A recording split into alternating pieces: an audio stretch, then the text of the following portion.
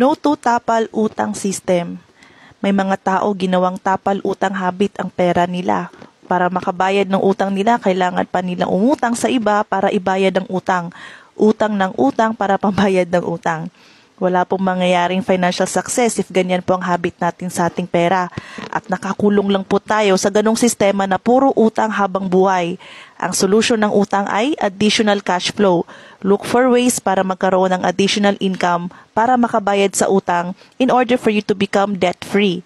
Ang kagandahan dito sa IMG ay lunas po ito sa mga lubog sa utang dahil may workshop po dito like increased cash flow and debt management.